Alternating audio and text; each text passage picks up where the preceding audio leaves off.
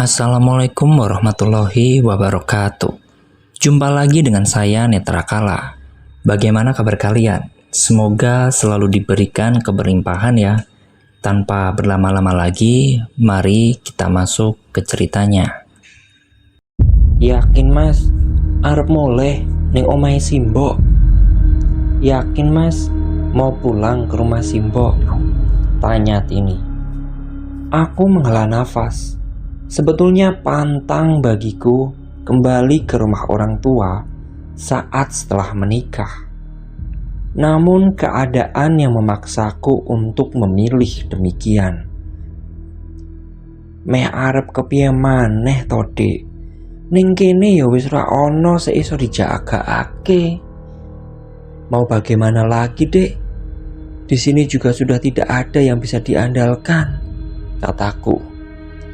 Semenjak wabah penyakit muncul, perekonomian terkena dampaknya. Ribuan buruh dipecat secara sepihak. Begitu juga denganku. Pabrik tekstil tempatku bekerja mengalami kebangkrutan. Hanya dalam kurun waktu 6 bulan saja, hampir separuh pekerja diberhentikan. Aku sudah berusaha untuk mencari pekerjaan lain. Bahkan pernah mencoba usaha warung makan. Tetapi hasilnya tetap nihil. Opo yo si Yeni bakal setuju, Mas? Apa ya si Yeni setuju, Mas? Tanya Tini. Ketara sekali kekhawatiran disorot mata istriku. Sudah 6 tahun ini kami tak pernah pulang ke rumah. Berkabar melalui surat pun bisa dihitung dalam hitungan jari. Wes to, ditunggu wae. Sudah to, ditunggu saja. Ucapku menenangkannya. Disinilah kami menunggu di warung telepon dekat dengan pasar. Aku mencoba untuk menghubungi Yeni. Awalnya aku kebingungan karena sama sekali tak tahu harus menelpon siapa. Beruntung, pemilik wartel atau warung telepon memiliki buku alamat telepon. Jadi kami bisa langsung mencari deretan nama yang sudah menyatukan rumahnya dengan benda komunikasi itu. Dari ratusan bahkan ribuan nomor, aku hanya menemukan satu orang yang memiliki kontak dan alamat yang sama persis di kampung kelahiranku, Pak Sodik. Bisa dibilang beliau satu-satunya orang dengan alamat dan lokasi yang sesuai dengan pencarianku. Laki-laki itu pun berbaik hati untuk menyampaikan panggilanku, serta meminta kami untuk menghubunginya sekitar 30 menit lagi. Assalamualaikum, ucapku dengan nada sedikit keras, takut kalau suaraku tak terdengar di seberang sana. Waalaikumsalam, Mas Yanto, beneran ini kamu, Mas? Tanya Yeni di seberang sana. Iya Yen, ini aku. Gimana kabarmu? Sehat? Simbok sama suamimu juga sehat toh? Tanyaku. Namun Yeni terdiam. Justru yang terdengar suara isak tangis. Yen, kamu kenapa? Tanyaku penasaran. Tini pun tampak kebingungan.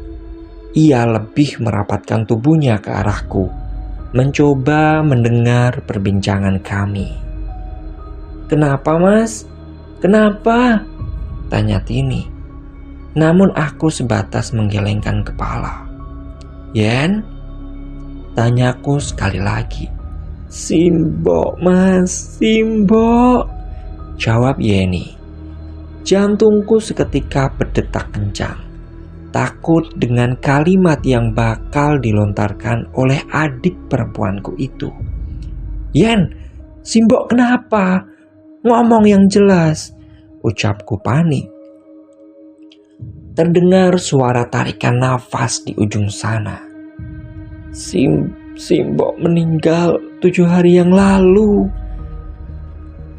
ucap Yeni hampa.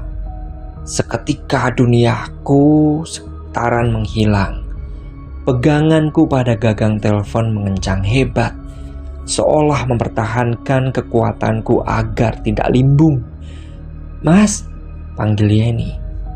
"Aku pulang sekarang," kataku.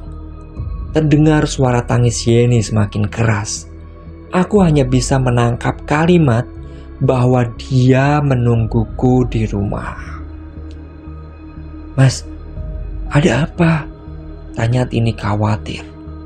"Simbok, Dek, meninggal 7 hari yang lalu," ucapku hampa. "Innalillahi wa inna ilaihi roji'un," kata Tini. "Kita pulang ke sana sekarang," kataku tegas. Tini tak berani membantah lagi. Aku yakin dia paham akan situasi saat ini. Setelahnya, kami pulang ke rumah kontrakan dan langsung mempersiapkan semuanya. Dengan barang seadanya, kami bergegas pergi ke terminal. Entahlah, untuk perabot dan barang lainnya, saat ini aku belum memikirkannya. Toh, kontrakanku habis 3 bulan lagi. Aku masih punya banyak waktu untuk mengambil sisanya atau bisa kujual setelah itu. Sepanjang perjalanan, aku lebih sering diam. Rasanya tubuh dan pikiranku benar-benar lelah. Bahkan saat Anissa, anak perempuanku yang masih berumur 5 tahun, meminta untuk digendong, aku sama sekali tak punya tenaga. "Nisa, sama ibu dulu ya, bapak lagi capek," ucap Tini saat Nisa merengek meminta bermain denganku. Kuusap kepala Nisa. Wajah bocah itu terlihat murung. Seketika aku teringat akan perlakuan Simbok kepadaku di waktu kecil. Bagaimana wanita itu mengurusku, memarahiku, bagaimana dia menjadi wanita hebat selama ini. Sontak air mataku meleleh, menyesal telah mengabaikan keberadaan Simbok selama 5 tahun terakhir. Aku malu dengan diriku sendiri sampai bisa berbuat demikian. Yang ada hanya penyesalan yang mendalam. Tak terasa, 9 jam perjalanan aku berada di dalam bus. Hari sudah malam saat aku sampai di terminal kota kelahiranku. Kuedarkan pandangan, mencari ojek atau mobil tumpangan agar bisa sampai ke desa Sekar Aji. "Tunggu kene yo, tak golek kendaraan." "Tunggu sini ya, aku cari kendaraan dulu," ucapku meminta kepada Tini untuk duduk di bangku depan deretan kios. 15 menit aku mencari, namun tak kutemukan satupun ojek yang mau menerima tawaranku.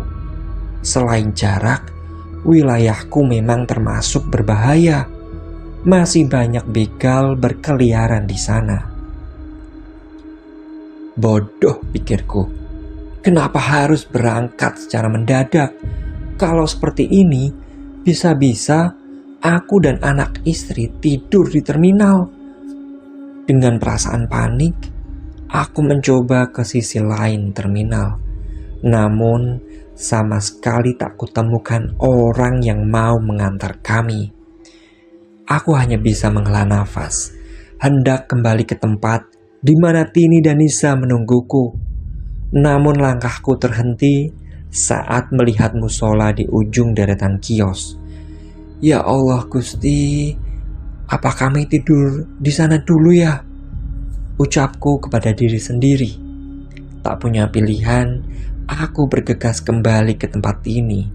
Kasihan anak istriku kalau kelamaan dan menunggu hingga terkena angin malam. Terus aku melangkah, Namun dari kejauhan, aku melihat ada seseorang lain di dekat istriku. Takut ada orang jahat sedang berusaha mencelakainya, aku langsung menghampiri mereka. "Weh!" ucapku sedikit lebih keras. Mereka bertiga menoleh. Kudapati seseorang tak asing. "Heri?" tanyaku memastikan. "Mas Yanto?" ucapnya maju tersenyum sambil mengulurkan tangannya. "Alhamdulillah Mas, sudah 3 jam loh aku menunggu di sini. Pas banget. Tadi aku baru mau pulang. Pas keluar dari kamar mandi, kok seperti melihat Mbak Tini," jelas Heri sebelum aku bertanya. "Ngapain kamu di terminal, Her?" tanyaku. "Loh, Yeni yang minta buat aku loh jemput kalian. Memangnya dia tidak bilang toh?" tanya Heri bingung.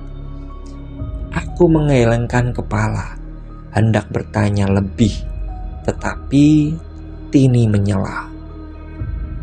"Kalau kita ngobrolnya di rumah gimana? Kasihan Nisa, sudah mengantuk," pinta Tini sambil mengusap rambut Nisa yang tertidur di pahanya. Bergegas, aku dan Heri mengambil barang bawaan kami. Beruntung, Heri meminjam mobil milik Pak Kades. Jadi, kami bisa segera pulang ke rumah. Selama perjalanan, "Gimana kabarmu, Her? Sehat?" tanyaku. Kuperhatikan penampilan Heri sudah jauh berubah saat terakhir kali aku melihatnya beberapa tahun silam. Kini tubuhnya jauh lebih berisi, ditambah setelan gaya perlente yang cukup keren, membuatku sedikit terpesona dengan penampilannya. "Ya Alhamdulillah Mas, sehat. Kalian juga sehat semua toh?" tanya Heri. Aku sebatas mengiyakan. Belum waktunya menceritakan kondisiku kepada Heri. "Simbo, kenapa bisa meninggal, Her?" tanyaku yang sudah tidak tahan, sudah tidak bisa menahan semuanya. "Sakit Mas," ucap Heri singkat. "Sakit apa?" tanyaku kembali sambil melihat ke jok belakang. Tampak Tini dan Nisa sudah terlelap dalam tidurnya. "Nanti kita bicara di rumah saja ya Mas. Aku fokus menyetir dulu. Jalanannya masih jelek," pinta Heri. Aku tahu dia menghindari menjawab. Namun aku juga tidak bisa memaksa. Biarlah nanti kutanya saat sudah sampai di rumah. 30 menit berselang, akhirnya aku sampai di teras rumah peninggalan orang tuaku. Tubuhku sedikit bergetar saat melihat tenda masih terpasang di depan rumah.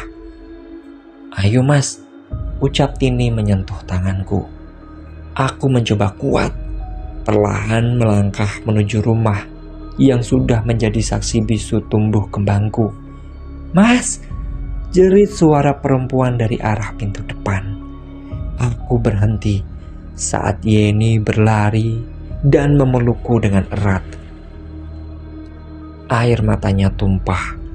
Bahkan aku harus menopangnya agar tak jatuh ke lantai. "Yeni, astagfirullah Yen," ucapku mengangkat tubuh Yeni. Sedang istriku panik dan segera memanggil Heri yang sudah dari tadi masuk ke dalam rumah. "Simbo Mas, Simbo," erang Yeni. Heri, Her!" teriakku meminta tolong. "Astagfirullah, kok malah tiduran di lantai?" ucap Heri berlari ke arahku. "Wes, cepat tolong istrimu ini," bentakku. Bergegas kami berdua segera membopong Yeni masuk ke dalam rumah. Yeni terisak. Dia terus memanggil Simbo berulang kali. Bahkan aku sampai ikut menitikkan air mata saat melihatnya. Ikhlaskan Yen, kasihan Simbo kalau kamu seperti ini, ucapku lirih. Yeni hanya mengangguk. Lantas setelahnya wanita itu cukup tenang, aku beranjak keluar kamarnya. Loh, kok masih di sini? Kataku kepada Tini dan Nisa yang masih duduk di ruang tamu. Nunggu kamu mas, gak enak kalau main nyelonong, kata Tini. Aku menggelengkan kepala, heran dengannya. Kenapa harus sungkan? Bukannya dia itu adalah istriku. Bergegas aku mengambil barang bawaan kami dan menggiring masuk istri dan anakku ke dalam kamar untuk beristirahat. Malam itu tidurku sama sekali tak nyenyak. Berulang kali aku memimpikan Simbo. Ia terus menangis, memintaku untuk segera pulang ke rumah. Sementara itu, memangnya gak dibawa ke dokter toh? Tanyaku penasaran saat Yeni menceritakan bagaimana Simbo bisa meninggal.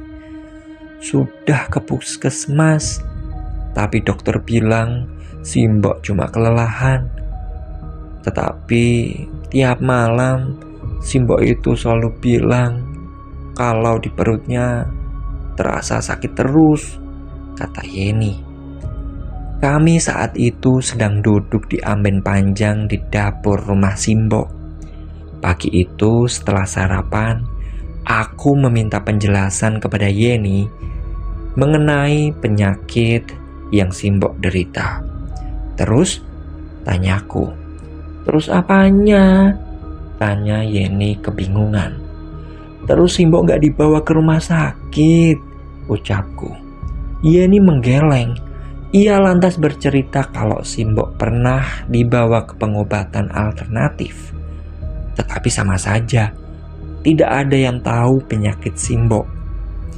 Ya sudah, nanti siang antar aku ke makam Simbo ya, ujarku. Kamu kok kelihatan gak sedih tuh mas? Tanya Yeni mengerutkan dahinya. Ya sedih, tapi mau apa juga berlalu dengan keadaan. Kasihan Simbo di sana kalau kita tidak ikhlaskan, jelasku. Yeni mengangguk tanpa mengucapkan sepatah kata pun. Dia beranjak meninggalkan kami. Mas, Yeni tidak suka ya sama aku? Tanya Tini berbisik. Orang seneng kepiye toh? Tidak suka bagaimana sih? Tanyaku mengerutkan dahi. Ya, dari semalam aku sama sekali tidak disapa loh. Mending kita pulang besok aja ya mas. Masalah pekerjaan kita pikirkan lagi nanti, ucap Tini.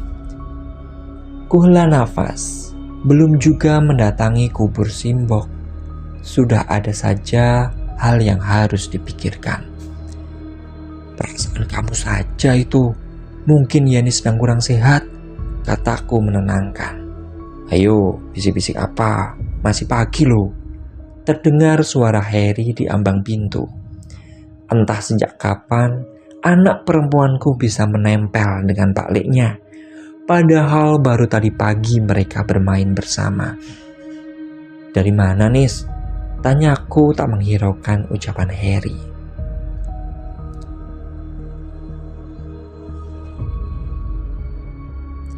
Habis beli susu pak, jawab Harry menirukan suara anak kecil. Jangan dimanja mas, bapaknya saja jarang loh seperti itu, kata Tini. Aku mendengus keras. Bagaimana mungkin Tini mengatakan itu semua kepada Harry? Sesekali tidak apa-apa ya Nisya, kata Harry gemas. Jadi enggak mas, katanya mau ke makam Simbo. Itu istrimu mau ikut sekalian dah? Tanya Yeni. Aku sebenarnya kesal dengan Yeni.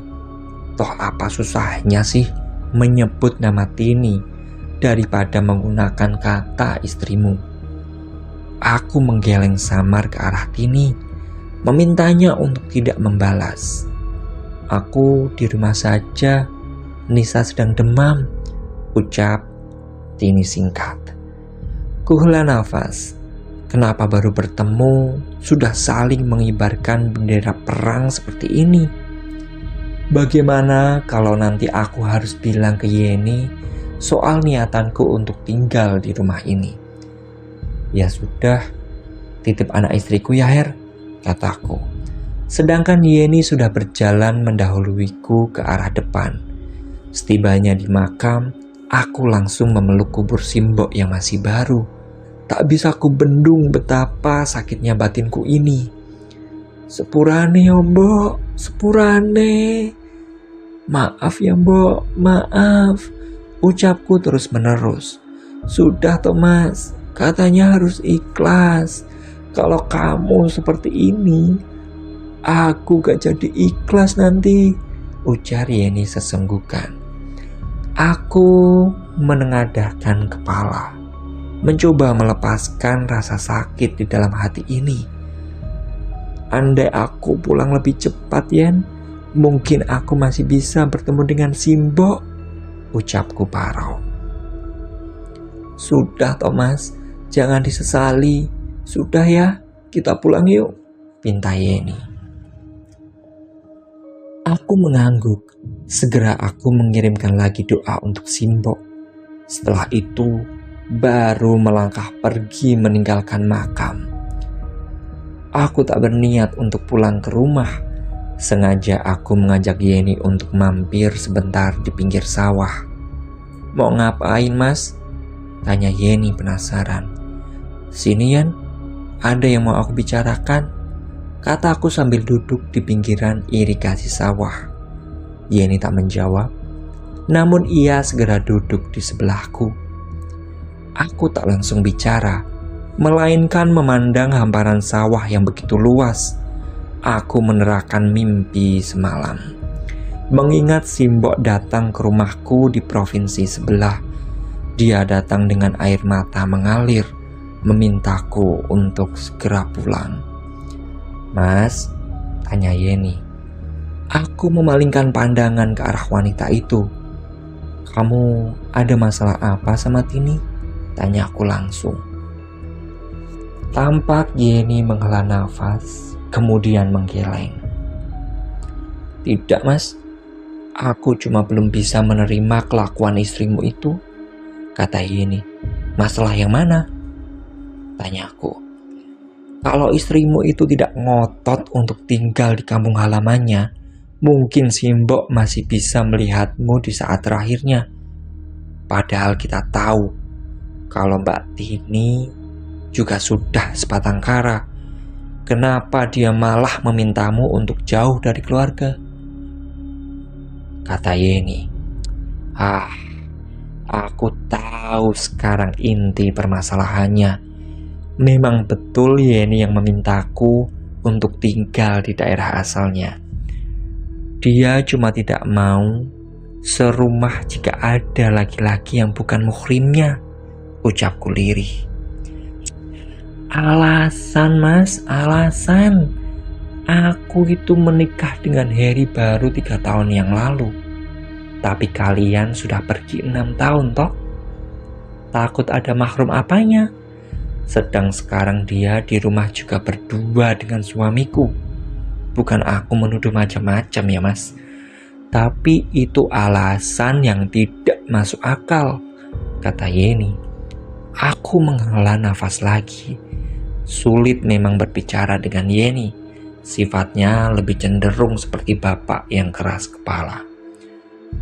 Tolong Yen, sekali ini saja aku butuh bantuanmu, ucapku memberanikan diri. Meski aku masih memiliki hak atas rumah itu, akan tetapi bagiku saat ini Yenilah yang pantas memilikinya. Yeni tidak menjawab. Justru ia menurunkan kakinya ke irigasi agar terkena air yang mengalir. Aku dipecat dari pekerjaanku. Sedang kamu sendiri tahu toh, aku tidak memiliki ijazah sekolah sepertimu. Aku sudah berusaha untuk membuka usaha jualan kecil-kecilan, namun semua gagal di tengah jalan, kataku. Yeni masih terdiam. Dia terus bermain air menggunakan kakinya. Hal yang selalu ia lakukan saat merasa banyak beban pikiran yang menumpuk. Yen, panggilku setelah beberapa saat diam. Butuh bantuan apa? Tanya Yeni tanpa memalingkan kepala. Untuk sementara waktu, boleh aku tinggal di rumah itu. Aku berniat untuk membuka usaha dan bisa aku pinjam uangmu untuk modal, ucapku berat. Selama ini aku tak pernah sekalipun namanya meminjam uang kepada siapapun. Bahkan Tini juga selalu kuberitahu untuk tidak pernah mencobanya. Aku tahu berutang hanya lingkaran setan. Kamu itu pulang cuma mau karena uang, Mas? Tanya Yeni dingin. Mentalku merosot. Tak pernah kusangka adik perempuanku berkata demikian. Maaf Yen, ucapku memalingkan kepala, kembali melihat hamparan persawahan di depanku. Cukup lama kami terdiam dengan pikiran masing-masing. Kenapa sih Mas? Kenapa kamu seperti ini? Tanya Yeni akhirnya. Maksudnya? Tanya aku bingung. Ya kenapa kamu milih jalan seperti ini? Dulu si Mbok itu selalu menanyakan kabarmu, memintaku untuk mencari tahu. Bahkan aku pernah mengirimimu surat, tapi tak pernah kau balas satu kali pun, ucap Yeni. Aku merutuki kebodohanku. Pantas saja aku tak pernah mendapatkan surat dari Yeni selama 3 tahun terakhir. Ternyata aku sendiri yang lupa untuk mengabari keluargaku tentang kepindahanku di wilayah lain. Maaf, aku lupa Yen, ucapku lirih. Lali Mas, lah otakmu ira dinggo po. Lupa Mas, otakmu itu tidak dipakai toh. Kamu itu bisa sayang sama anak istri, tapi sama orang yang sudah melahirkan malah lupa, kata Yeni sengit. Aku tersentak mendengar pernyataan Yeni. Kepalan tanganku menguat menahan amarah. Akan tetapi aku tak bisa melepaskannya. Bagaimanapun juga, ini semua adalah kesalahanku. Yowis, besok aku pulang. Maaf, sudah merepotkanmu, ucapku hendak berdiri. Namun Yeni menahanku. Kulihat air mata sudah merebak di pelupuk matanya. Jangan pergi lagi Mas, aku cuma punya kamu, ucap Yeni langsung terisak. Aku hanya diam tak berbuat apapun. Namun akhirnya ku dekap Yeni agar dia lebih tenang. Weh, ojo mesu, terdengar suara keras di belakang kami. Sontak, aku melepaskan Yeni dan langsung menolehkan kepala. Kulihat beberapa meter di belakangku, seorang pria dengan arit di pundaknya. Darmin? Tanyaku memastikan. Loh lah, sepertinya kenal. Oh lah, anjing, bocah anjing. Umpat Darmin langsung melangkah cepat ke arahku. Aku tersenyum, langsung memeluk sahabat kecilku dengan erat. Darmin sama sekali tak berubah. Tubuh gempal dan kekar itu selalu membuatku ketakutan. Yanto, kapan mulai? Wasu tenang kok gue iki. Jan. Yanto, kapan pulang? Anjing emang kamu, kata Darmin memelukku dengan erat. Kemarin malam baru pulang, jawabku. Setelahnya Darmin membawa kami untuk duduk di saung dekat sawahnya. Beberapa waktu kami mengobrol seru, bernostalgia satu sama lain. Ya wis, jangan lupa mampir sebelum pulang. Awas kowe ini gak mampir, ucap Darmin. Mas Yanto itu mau menetap lagi di desa ini, Min. Jadi gak usah khawatir, jawab Yeni sebelum aku sempat menanggapi. Oh, lah yang benar. Ya sudah, kalau begitu nanti ngopi bareng lo ya, ucap Darmin. Setelahnya kami pamitan, karena hari sudah mulai siang. Tak elok rasanya aku meninggalkan Tini dan Nisa bersama Heri sendirian di rumah. Sementara itu, kebetulan aku ada tempat untuk usaha di pasar sana. Walau cuma di trotoar, tapi tempatnya itu ramai loh. Nanti kamu bisa buka warung makan di situ, ucap Heri saat aku mengutarakan niatanku. Modalnya itu loh Her, aku itu tak punya uang lebih. Justru aku mau jualan dulu sajalah di rumah. Buka warung kecil-kecilan juga tidak apa-apa, kataku. Alas, modal itu biar ku pinjami dulu mas, tidak usah risau. Nanti pelan-pelan kamu ganti gak apa-apa wis. Iya toh Mbak Tin? Tanya Yeni. Tini tampak mengerjap. Ia tak menyangka kalau Yeni bakal menyapanya seperti itu. Ya, kalau aku terserah Mas Yanto. Kalau dia mau ya silahkan, jawab Tini. Beneran ya, aku ngembaliinnya pelan-pelan, ucapku kepada Heri dan Yeni. Nah, gitu loh. Kan aku juga bakal ketemu sama Nisa terus. Iya Tonis? Ucap Heri langsung menggendong Nisa dan menciumnya dengan gemas. Kasihan Nisa Her, kamu bikin sendiri sana loh, kelakarku sambil pura-pura mau mengambil Nisa dari gendongan Heri. Gak sopan, tegur Tini. Aku merutuki kebodohanku. Segera aku meminta maaf atas kelancanganku. Namun dengan entengnya Heri tertawa dan menganggap kalau itu hanya lelucon saja.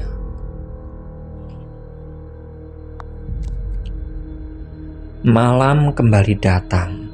Seharian aku menyiapkan perabotan yang bakal kugunakan untuk usahaku nanti.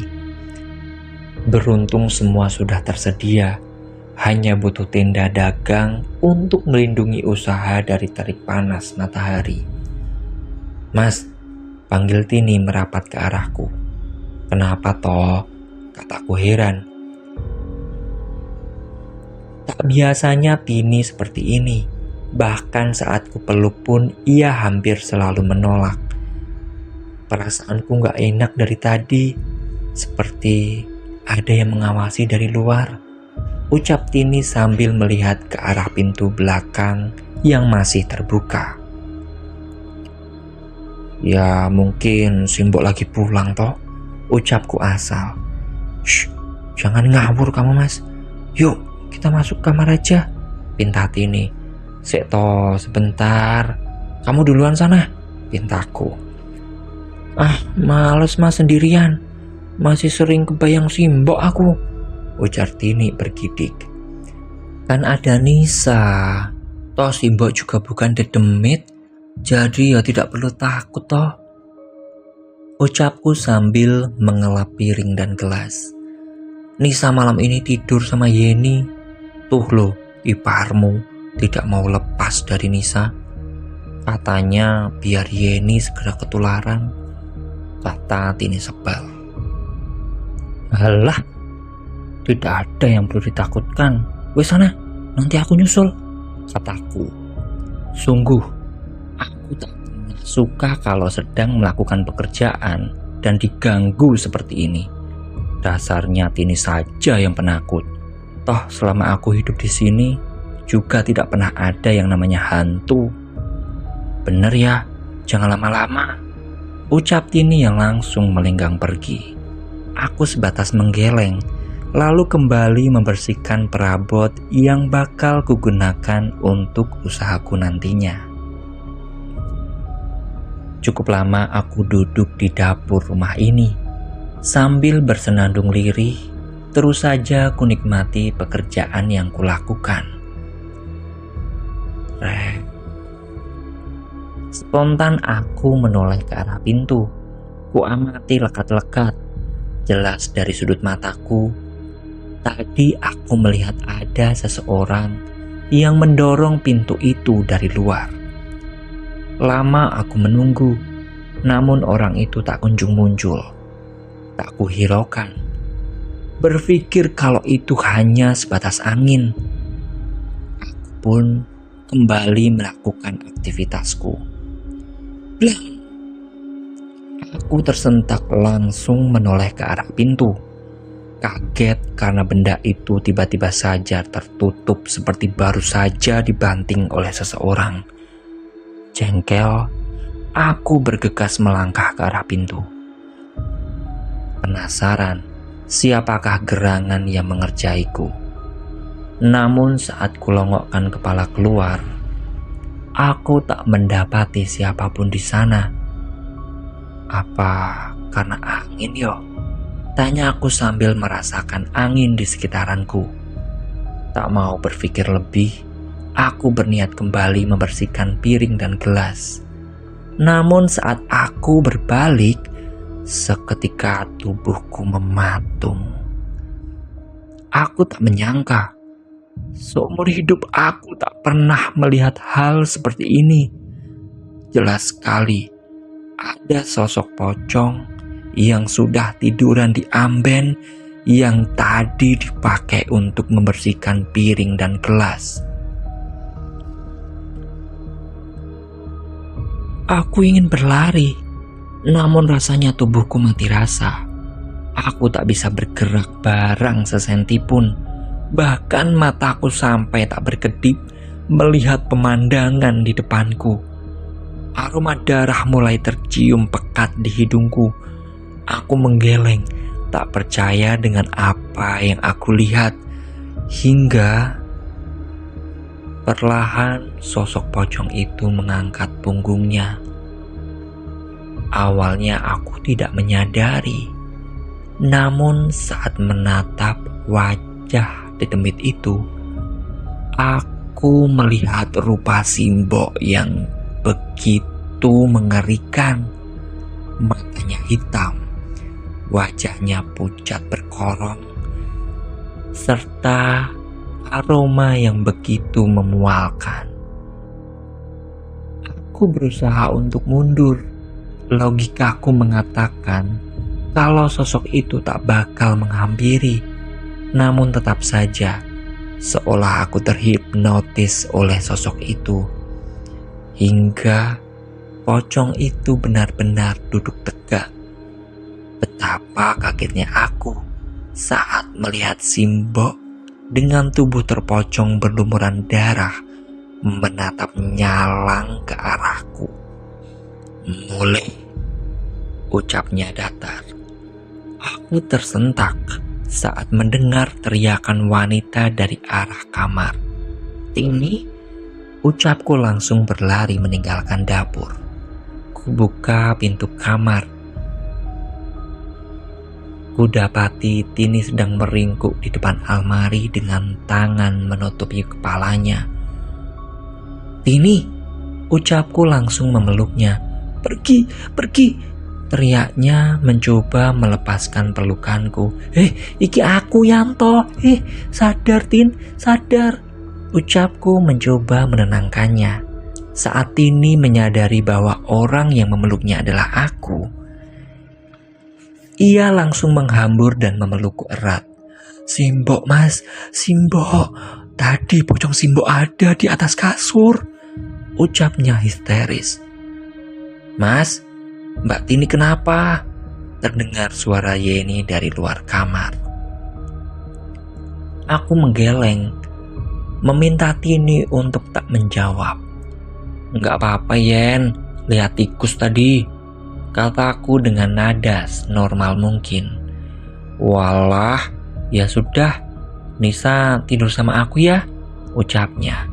Iya Yen, jawabku. Setelah itu terdengar suara langkah kaki Yeni menjauh. Tenang, jangan sampai mereka mikir aneh-aneh. Sudah, mungkin kamu kecapean. Ucapku berusaha untuk menghiburnya. Aku tak mau Yeni maupun Harry mengetahui kalau aku dan Tini melihat sosok Simbok dengan kondisi yang mengerikan. Hari demi hari berlalu. Aku dan Tini menyimpan rapat kejadian malam itu. Awalnya memang aku merasa takut. Namun lambat laun kejadian itu menghilang dari pikiranku. Bahkan sekarang aku selalu sibuk dengan usaha warung makan kami. Tak ubahnya aku menjadi robot manusia, berangkat pagi dan pulang larut malam. Tapi aku tak mengeluh. Untuk sementara, memang Nisa kutitipkan kepada Yeni. Hingga pada suatu malam, aku baru saja pulang dari warung. Waktu itu hujan turun dengan derasnya. Beberapa kali aku mengetuk pintu, tapi tak ada sahutan sama sekali. Aku hendak pergi ke sisi rumah lain, mencoba mengetuk jendela kamarku. Namun, saat sampai di ujung teras, sayup aku mendengar suara tangisan. Aku tak memikirkan sesuatu yang janggal, malahan berpikir kalau itu adalah Yeni. Ku coba untuk menghidupkan lampu samping, namun sepertinya bohlamnya mati. Takut terjadi sesuatu dengan Yeni, bergegas kulangkahkan kaki ke sana. Terlihat ada satu sosok meringkuk di ujung bangunan dengan kepala tertunduk ke bawah. Yeni, panggilku. Namun tak ada sahutan. Sosok itu terus menangis, mengimbangi suara rintik hujan.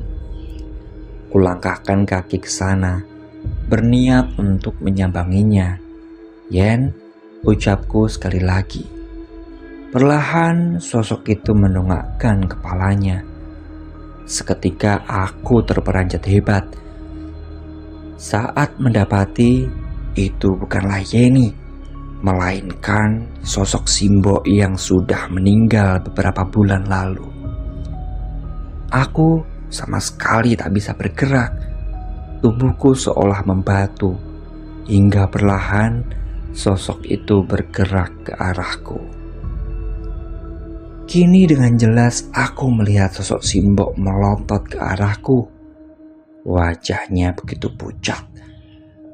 Mulih, aku ora ikhlas. Desisnya melontot ke arahku. Tersadar aku langsung berlari. Tak diperdulikan tanah berlumpur yang mengenai celanaku. "Dek, buka!"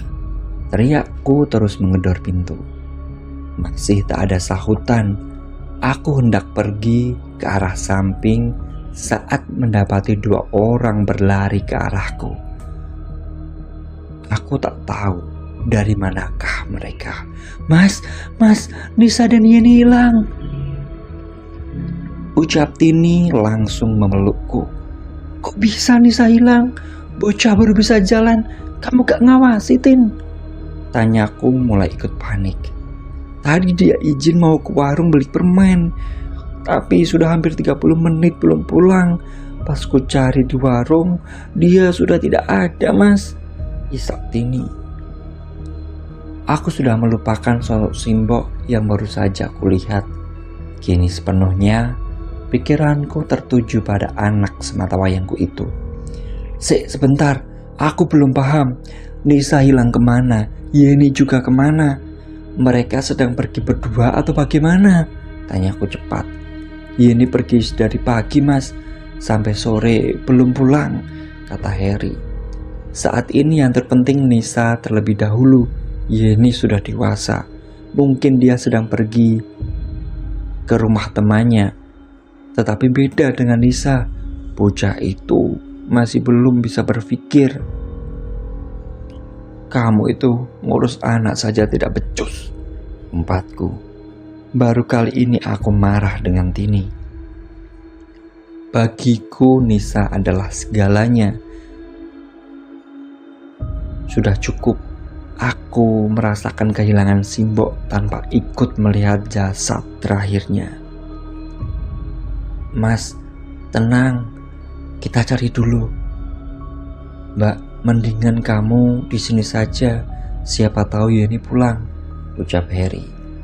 Aku tak berkata, langsung mengambil payung di tangan Tini. Persetan kalau dia menangis. Aku sedang benar-benar marah dengan istriku. Mas, aku ikut, pinta Tini. Sudah toh, kamu di sini saja, jangan menambah masalah. Makanya anak itu dijaga, bukan malah ngerumpi sama tetangga, bentakku jengkel. Tini tertunduk, ia terisak dalam diam. Mas, sudah toh, kasihan Mbak Tini, ucap Heri. Tapi aku tidak peduli. Bergegas kulangkahkan kaki. Tak peduli hujan mengguyur dengan deras. Yang terpenting saat ini, aku bisa menemukan Nisa secepatnya. Berdua, aku dan Heri terus saja mencari di sekeliling desa. Bahkan satu persatu rumahku ketuk untuk mencari keberadaan Nisa. Lapor Pak Kades dulu saja, Mas. Nanti biar warga ikut membantu. Mas Darmin bisa bantu untuk umumkan dari masjid. Siapa tahu Nisa ada di salah satu rumah warga, kata Heri. Aku tak bisa menanggapi. Pikiranku kacau memikirkan kondisi Nisa. Ditambah hujan semakin deras. Dok, kamu kemana toh? Batinku. Semalaman kami mencari, bahu-membahu berusaha menemukan Nisa. Akan tetapi nihil. Bahkan pemilik warung tempat yang dituju Nisa pun tak melihat keberadaan anak itu seharian ini. Kita pulang dulu ya, Mas. Siapa tahu Nisa sudah di rumah. Semoga Yeni juga sudah pulang, kata Heri. Aku menggeleng. Tak tega rasanya jika membayangkan Nisa sedang duduk meringkuk seorang diri di suatu tempat. Mas, kita pulang dulu ya. Kamu istirahat dulu. Kalau kamu sakit, nanti malah repot semuanya, ucap Heri membujukku.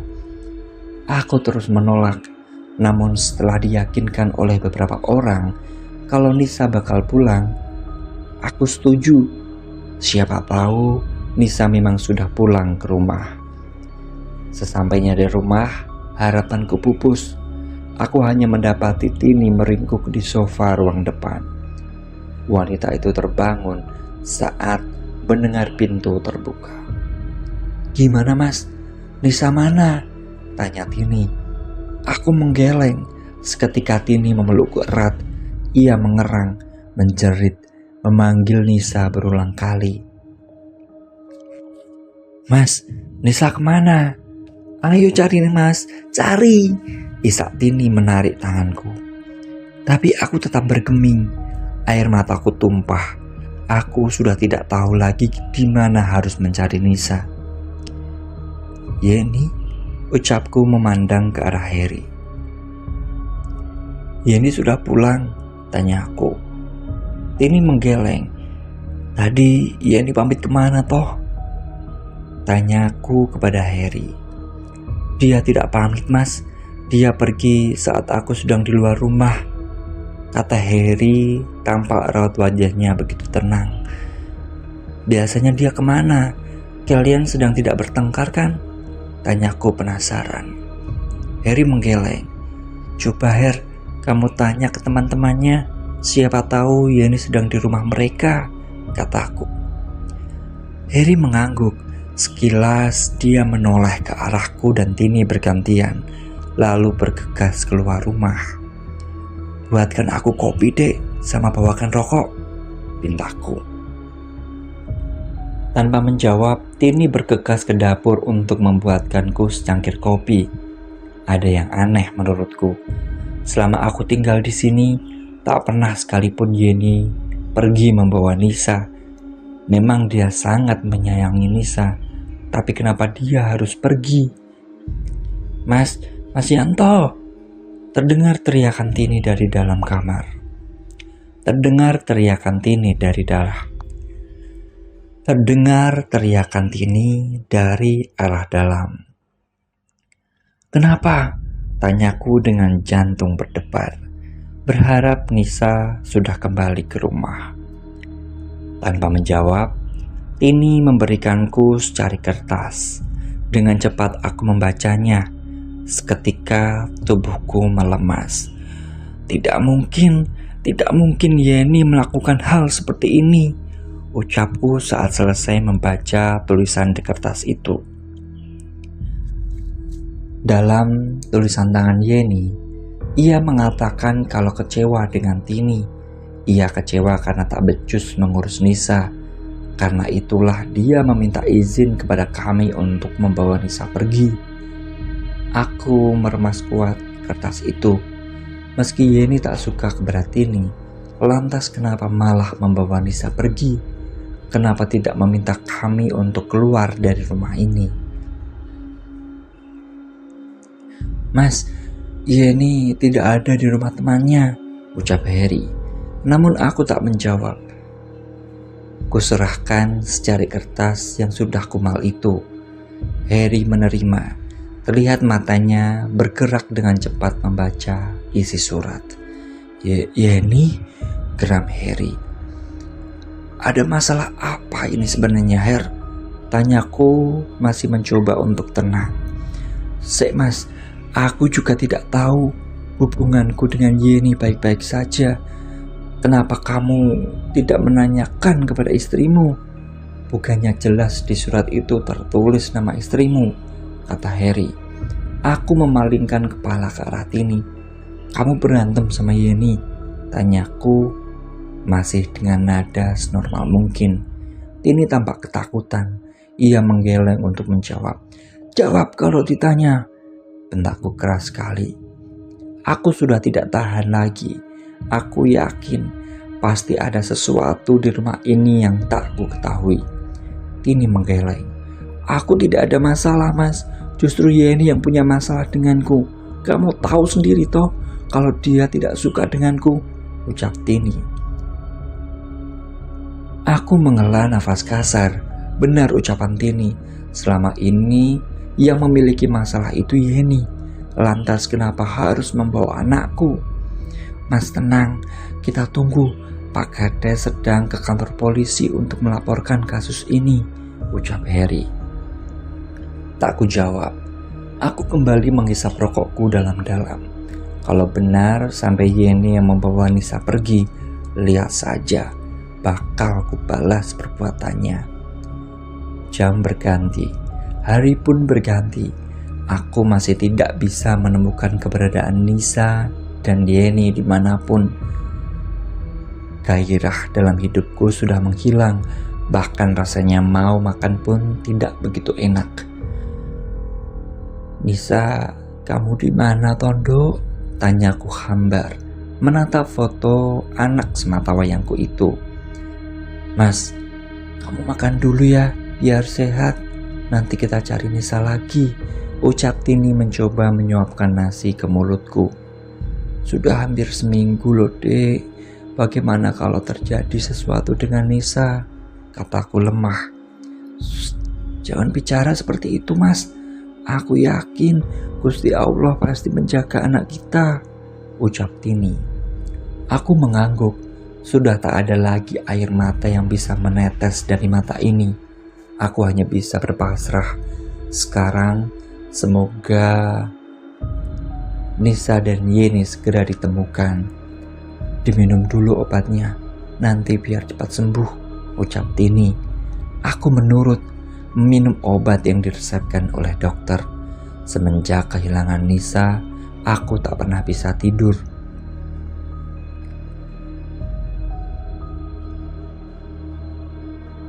Hingga dokter mendiagnosisku, aku terkena penyakit mental akut. Beruntung aku segera dibawa ke dokter. Jika tidak, mungkin saja aku berakhir di rumah sakit jiwa. Setelah meminum obat, perlahan kesadaranku mulai menghilang hingga Pak, Bapak, terdengar suara anak kecil di telingaku. Sontak aku langsung bangun dari pembaringan. Nisa, tanyaku mencari sumber suara. Keren. Pintu kamarku tiba-tiba saja tertutup, tapi aku melihat kepala Nisa menghilang di baliknya. Bergegas aku melangkah. Bibirku tersenyum senang, merasa bahwa Nisa sudah pulang. Saat kubuka pintu, benar saja, kulihat Nisa sedang berlari ke sana kemari membawa boneka kesayangannya. Bapak, ucapnya girang sekali. Aku menghampiri bocah itu. Segera ku gendong Nisa, ku cium pipinya dengan gemas. Geli pak, geli, ucap Nisa kegelian. Mas, kasihan anakmu loh, sudah kegelian seperti itu, ucap Yeni. Yeni? Kamu sudah pulang toh? Tanyaku kaget. Iya mas, yuk duduk di sana. Capek aku mas, ucap Yeni. Aku menuruti ucapan Yeni. Tak ada perasaan curiga apapun kepada adik perempuanku itu. Mas, aku boleh minta tolong? Tanya Yeni. Minta tolong apa Yen? Ucapku. Yeni tersenyum. Ia berdiri dan memanggil Nisa. Mas, aku antar ke rumah temanku ya. Sekalian aku mau pamit sama kamu, ucap Yeni. Loh, pamit kemana? Kan baru pulang toh. Besok-besok kalau mau pergi sama Nisa itu bilang, biar aku gak nyariin, tegurku. Yeni terkekeh. Tenang toh mas, Nisa itu aman sama aku, biar aku yang jagain. Kamu yang kuat ya, ucap Yeni. Aku mengerutkan dahi, tak paham dengan kalimat Yeni barusan. Wis, ayo, jangan melantur, jadi diantar tidak? Tanyaku. Yeni mengangguk, sedang Nisa langsung memintaku untuk menggendongnya. Bapak, gendong, ucap Nisa lucu. Kami bertiga segera pergi meninggalkan rumah. Sepanjang jalan, Yeni dan Nisa terus berceloteh menceritakan apapun, hingga akhirnya kami sampai di sebuah rumah tempat. Kami sampai di sebuah rumah yang asing. Ini rumah temanmu? Tanyaku penasaran. Iya mas, nanti kalau ketemu sama Mas Heri, bilang ya, aku tidak kesini. Kamu tunggu di sini saja. Nanti kalau sudah selesai ku panggil, ucap Yeni. Aku keheranan, tetapi mengangguk saja. Mungkin Yeni sedang memiliki masalah dengan Heri. Cukup lama aku menunggu, hingga aku mendengar suara teriakan wanita dari rumah itu. Panik, aku bergegas berlari ke arah suara itu. Yeni, panggilku. Tetapi tak ada sahutan. Aku berusaha untuk memutar, mencari celah agar bisa masuk ke dalam rumah, hingga aku temukan pintu samping yang sedikit terbuka. Tanpa berlama-lama, aku langsung masuk ke dalam, mencari keberadaan Yeni dan Nisa. Yeni, panggilku. Tak ada sahutan. Aku semakin panik. Beberapa kali kubuka paksa, tetapi nihil. Tak ada seorang pun di sana. Brok. Aku mendengar sesuatu dari arah belakang rumah. Bergegas aku berlari ke arah sumber suara. Dan saat membuka pintu, tubuhku langsung ambruk seketika. Kulihat satu tubuh tergantung, kelopak matanya terbuka, bahkan bekas air matanya masih terpeta jelas di pipinya. Nisa, jeritku langsung berusaha untuk menurunkan tubuh Nisa. Namun jasad itu sudah begitu dingin. Aku menangis sejadi-jadinya. Tak kuasa menahan rasa sakit yang ada di batinku. Apa yang terjadi? Kenapa Nisa sudah digantung seperti ini? Bruk! Sekali lagi aku mendengar suara benda yang dipukul berulang kali. Dengan sisa tenaga aku bangkit. Kucium pipi Nisa dan baru melangkah menuju sumber suara. Rumah itu begitu aneh. Aku seperti melihat banyak lorong di sini. Setelah ku amati lebih lanjut, aku justru merasa sedang berada di rumah sakit. Hingga di ujung ruangan aku melihat satu pintu. Aku sebenarnya enggan untuk masuk ke sana. Namun, bagaimana kalau Yeni ada di dalam situ? Memberanikan diri, aku mendorong pintu itu perlahan. Namun, justru yang kutemukan sungguh membuatku limbung jatuh ke lantai. Kini kudapati banyak tubuh bercerai-berai, hanya menyisakan satu bagian yang utuh, yaitu kepala. Yeni, ucapku lirih. Tanpa rasa takut sedikit pun, aku berjalan ke arah kepala Yeni di ujung ruangan. Dengan tangan gemetaran ku angkat kepala itu. Air mataku menetes. Siapa yang tega melakukan ini semua? Kenapa anak dan adik perempuanku dibunuh dengan cara sekeji ini? Mas, tolong, ucap kepala Yeni yang ada di tanganku. Aku tersentak. Langsung membuka mata memandang sekitaran. Mimpi yang barusan aku alami benar-benar terasa begitu nyata. Astagfirullah, ucapku mencoba bangun dari pembaringan. Nang, terdengar suara perempuan dari arah sisi sampingku. Spontan kepalaku menoleh ke samping.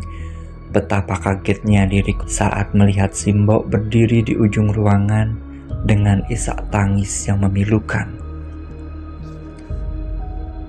Astagfirullah, ucapku. Kali ini aku benar-benar sadar bahwa ini bukanlah mimpi. Sakit nak, si Mbok tidak ikhlas, ucapnya langsung menghilang dari pandangan. Spontan aku langsung bangkit. Ada perasaan ngeri yang hadir dalam diriku. Semoga apa yang kupikirkan tak pernah terjadi. Kusambar jaket dan langsung menghambur keluar kamar.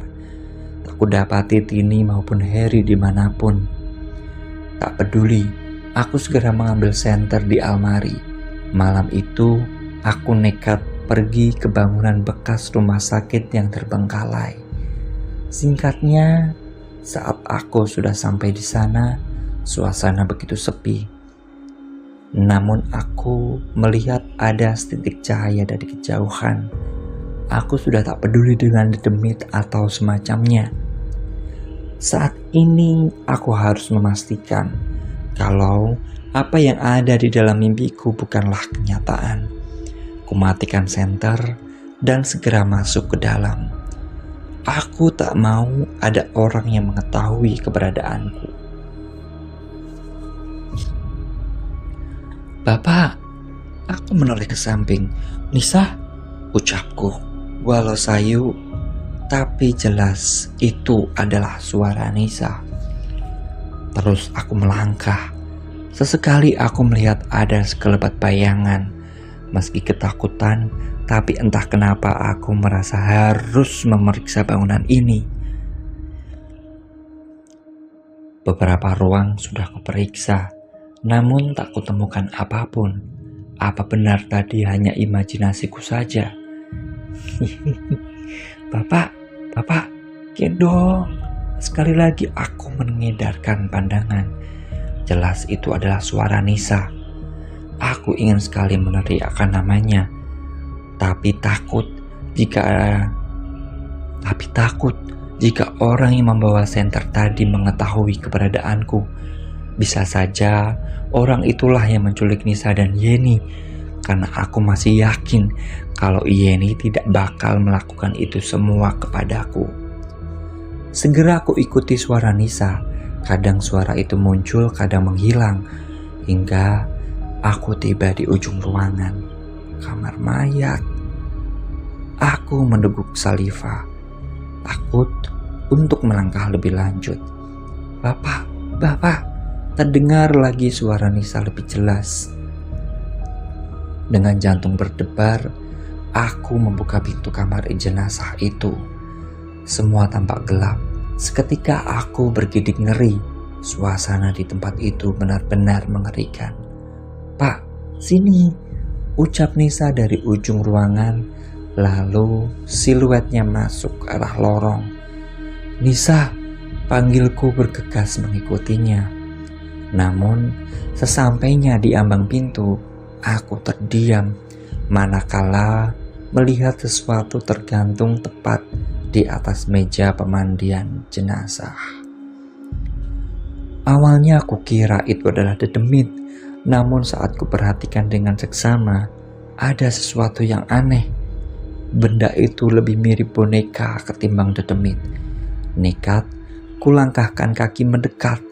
Tepat di bawah boneka yang digantung itu, ada meja untuk memandikan jenazah.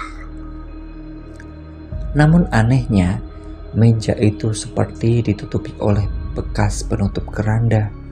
Aku kembali mengamati sekitar, mencari keberadaan Nisa. Hingga saat aku sampai di depan boneka itu, seketika tubuhku limbung. Semua tampak jauh lebih gelap. Air mataku tumpah saat mendapati boneka yang digantung itu adalah Nisa. Seketika air mataku pecah. Aku hanya bisa memukul lantai berulang kali. Tak peduli banyak dedemit yang melihatku. Nisa, Nisa anak semata wayangku. Haruskah bapakmu ini melihatmu tergantung seperti itu? Segera aku ambil bangku. Aku tak ingin melihat anakku digantung seperti itu. Dengan sisa tenaga, kupaksakan. Aku menurunkan jasad Nisa. Namun, saat hendak turun dari kursi, tak sengaja kaki Nisa menyenggol penutup keranda di atas meja jenazah. Tambah limbunglah aku ketika melihat tubuh Yeni terbaring kaku di tempat itu.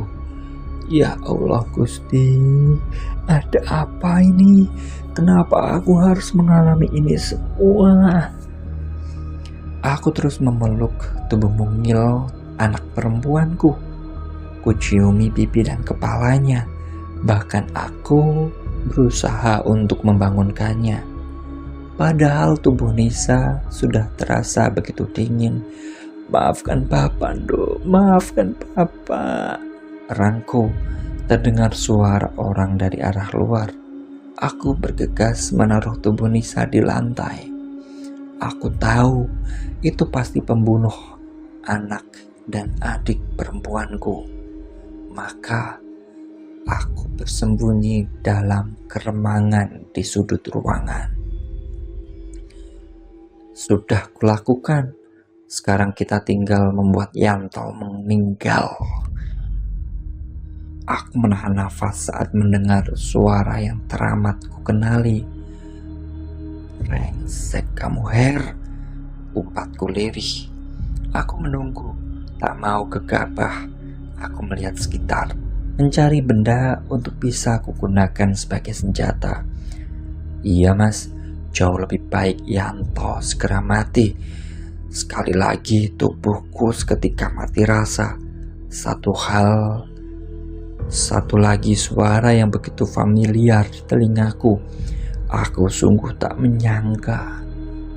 Tini, ucapku lirih. Ya sabar Todi, sebentar lagi pasti suamimu itu mati. Dan kita bisa mendapatkan rumah itu, ucap Heri. Aku bergerak sedikit, mengintip dari celah pintu. Seketika amarahku muncul saat melihat Heri melumat bibir istriku dengan bernapsu. Aku sungguh tak menyangka. Kenapa mereka bisa tega mengkhianatiku, mengkhianati keluargaku? Sabar toh, kita selesaikan semua dulu. Baru kalau kamu mau melakukan itu, ucap Tini. melakukan itu? Apa mereka sudah pernah melakukan hubungan intim? Benar ya, nanti suamimu kita kasih obat tidur lagi. Ya sudah, ayo kita kubur mereka, kekeh Harry.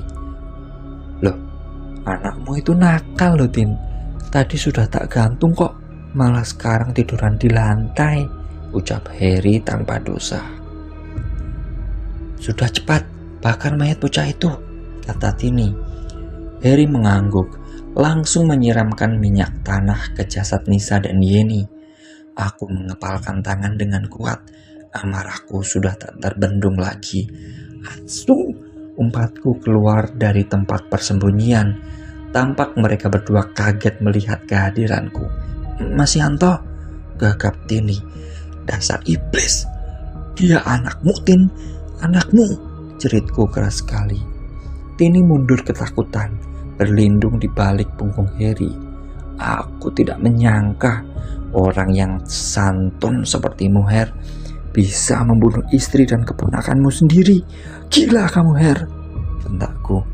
Kamu yang gila. Enak betul pergi dari rumah bertahun-tahun, pas susah langsung pulang, kata Harry. Aku mengerutkan dahi. Ya terus, itu rumahku, rumah kedua orang tuaku, bangsat, kataku. Ya benar, itu rumah kedua orang tuamu, tapi semenjak kamu pergi, seharusnya rumah itu jadi milik Yeni, karena simbok tercintamu itu sebelum meninggal mewariskan rumah itu kepada Yeni kalau kamu tidak pulang. Baru si tua bangka itu meninggal 7 hari, anak laki-lakinya pulang membawa beban. Iya toh, Tin, ucap Harry. Apa maksudmu? Tanyaku heran. Ya itu anakmu, cuma jadi beban toh. Tini sendiri yang bilang kalau kamu tidak pernah mau mengurusi Nisa. Semua dikerjakan oleh Tini. Memangnya dia pembantumu? Kakak adik kok sama saja. Yang laki-laki angkuh, yang perempuan kok mandul. Ceh, umpat Harry sambil meludah ke arahku. Aku hanya bisa mengepalkan tangan kuat-kuat. Tak tahan, aku menghambur ke arah Harry. Berkali-kali aku mencoba memukul Harry, namun tenagaku kalah. Aku lupa bahwa selama seminggu ini aku jarang menyantap makanan. Aku dilempar sekuat tenaga ke arah tumpukan kayu. Rasanya tubuhku sakit sekali. Aku mencoba untuk bernapas. Bakar saja semuanya, Mas, pinta Tini datar. Harry mengangguk, lalu menyiramkan minyak tanah ke tubuhku. Awalnya aku ingin membuat kematianmu secara perlahan, tapi istri cantikmu itu malah meminta cepat. Sebagai calon suaminya, aku harus mengikuti kemauannya toh, ucap Harry. Aku sudah begitu lemas, sudah pasrah jika harus menghadapi kematianku. Sebelum kamu pergi menemui keluargamu, aku mau memberitahu satu rahasia lagi.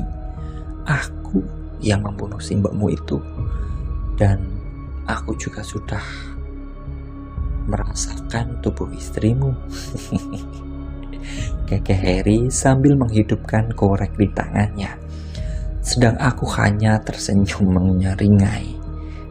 Bu, tepat sebelum Harry melemparkan korek api ke tubuhku, dari arah belakang, Darmin memukul balok kayu tepat di kepala Harry. Tampak laki-laki itu menggelepar, darah mengucur deras dari kepala laki-laki itu. Sesaat Harry mengejang, kemudian tersengal dan tidak bergerak. Beruntung Darmin datang tepat waktu.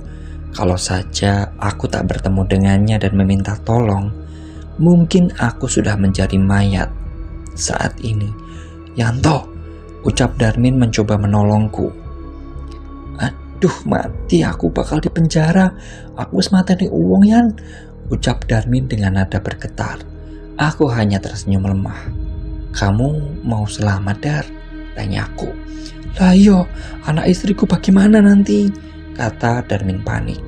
Aku memejamkan mata, membuat keputusan yang begitu sulit. Namun saat teringat dengan Nisa, Yeni, dan Simbo, hatiku menjerit. Jangan sampai Darmin mengalami apa yang sudah kurasakan. Denny juga mati, ucapku enteng. Iya, maaf Yoyan, ucap Darmin. Kamu dengar toh? Dia yang membunuh anaknya sendiri. Iblis seperti itu sudah pantas hidup di neraka, ucapku sengit. Terus bagaimana ini Yan? Tanya Darmin panik saat melihat 4 mayat di ruang jenazah itu. Kamu percaya toh sama aku? Tanyaku. Segera aku memberitahu Darmin apa yang harus dilakukan. Kami menggotong jenazah Nisa dan Yeni keluar. Lalu jenazah Tini dan Heri ditumpuk dengan kayu-kayu dan benda lainnya. Setelahnya, aku meminta Darmin untuk membakar tempat itu. Api berkobar hebat. Bergegas aku meminta Darmin untuk pergi sejauh mungkin dari tempat ini. Satu pesanku, jika dia berkenan untuk mengurus jenazah Nisa dan Yeni. Awalnya Darmin menolak. Dia bersikukuh untuk tinggal. Tapi kuingatkan bahwa di rumah ada istri dan anak yang menantinya. Dengan air mata merebah, ia memelukku erat, berjanji bakal selalu merawat makam keluargaku. Sudah, cepat. Setelah ini polisi akan datang, pintaku. Darmin bergegas pergi dari tempat itu, sedang aku hanya diam memandang kobaran api yang semakin membesar. Hingga beberapa saat kemudian, polisi datang. Mereka panik melihat pemandangan yang begitu mengerikan. Seorang laki-laki dengan 2 jasad di kanan dan kirinya sedang duduk termenung melihat kobaran api di depannya. Beberapa bulan kemudian, aku divonis dengan pasal pembunuhan berlapis. Aku sudah tak peduli lagi. Justru dengan begini aku malah jauh lebih ikhlas untuk melanjutkan hidup ketimbang di luar sana tetapi mengorbankan teman yang sudah menyelamatkan hidupku. Begitu pula aku tak bisa membayangkan bagaimana bisa hidup tanpa keluargaku. Sekian. Nah, gimana dengan kisah kali ini? Bagaimana dengan pendapat kalian? Tuliskan di kolom komentar ya. Terima kasih untuk teman-teman yang sudah mengikuti cerita kali ini. Kita akan jumpa lagi di episode selanjutnya, tentu saja dengan Netra Kala.